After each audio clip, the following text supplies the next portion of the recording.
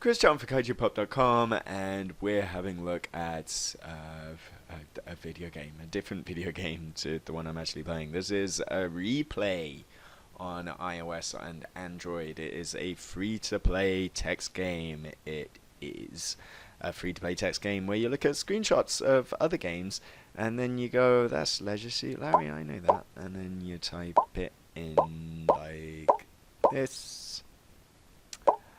And you do that, and then you type it all in, and then you go, hey, and it gives you a little coin if you're doing well. And then here's another one. You go, that's Golden Axe, and you go, this is a little bit easy.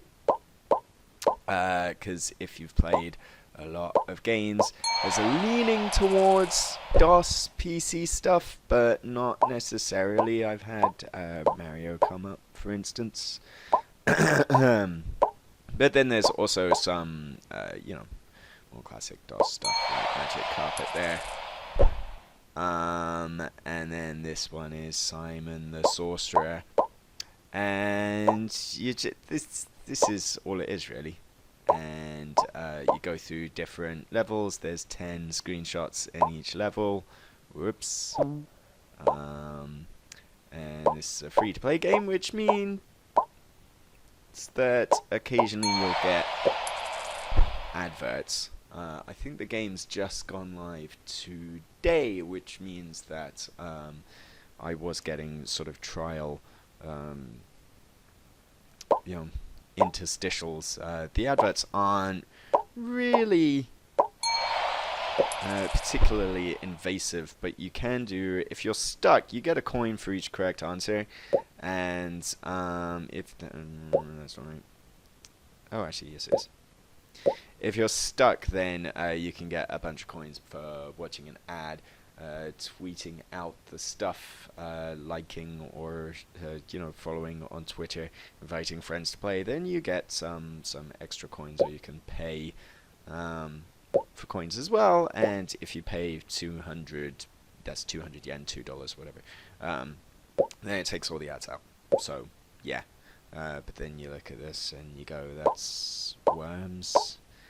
And you kind of start thinking that really $2 for this to be ad-free is a bit steep. Sounds terrible, doesn't it? So $2 200 whole yen. That's a bit steep, but it is a bit steep.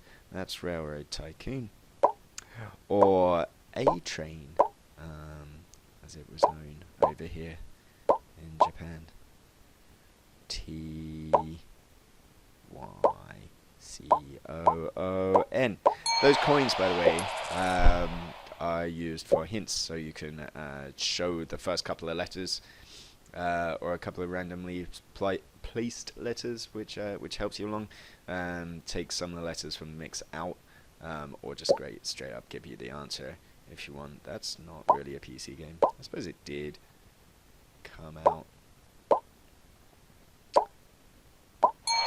PC. It was a terrible DOS version of it. There's a weird amount of sort of regionalization going on. Yay! For instance, Contra right there was... There you go. Okay, I guess this isn't live. That was a test interstitial there. Hooray! Quarter of the way through the game. Wow. Yeah, there's a weird regionalizations going on. Contra, for instance, in Europe was known as Grisor. But it's Contra here. But similarly, there was one earlier on where it had XCOM, which was XCOM in America, but in Europe it was known as UFO Enemy Unknown. And here it's, in this game it's UFO Enemy Unknown. So you have to be, regionally aware of your geekery. Yay! I mean, this isn't really retro, is it? But I suppose it is, because we're all really old now. Yeah, what kind of sucks about this is that it's purely screenshots. And and do you remember this? And then here's another screenshot, and do you remember this one? And then here's another screenshot. And it doesn't do anything else with it. You know, it would be, it would be worth sort of checking out. This isn't Team Fortress, is it? What's the other one? Oh, what's the thing? You know, that. No, it was based on the Source engine. I don't know. I wasn't playing PC stuff at the time. Let's use a hint. Expose a letter. C and E. Let's use another hint. I feel really stupid. Counter-Strike. There you go, of course. What was I going to say? Yeah, there's so much that you could do with it if you're going down the hall of, hey, let's just use random assets that we found on the internet and make a video game out of it. Then you could kind of go in lots of different directions. You could have video, perhaps, playing in these bits. That would be fun. Or you could have sound effects, or a little bit of music playing, or at least, you know, have a fun host say dumb stuff. I don't know. But no, it is just a bunch of screenshots, and it's Wolfenstein 3D. It's Theme Hospital. Theme Hospital is a very good game. Man, I wish I was playing that right now.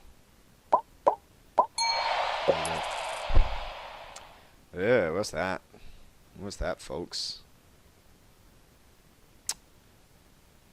It's a lot of, let's see if there's another advert. It's annoying.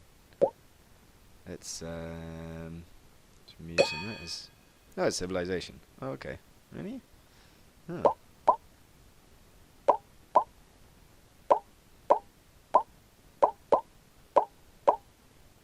Zeds. The Americans. That, I know that. That's June 2. So it's weird where my, where my references and my knowledge is and where it isn't. Test drive. Yeah, jeez. It's just, there's more of this. I don't really understand why these things are grouped into levels. It's not like they're in eras or genre or things like that, so there's more things that you could do in terms of the structure of the game. But yeah, this kind of seems to be, well, we made a little UI that kind of works, so screw it, let's just put it out. And yeah, it's just not particularly interesting. This isn't SimCity. Deck construction.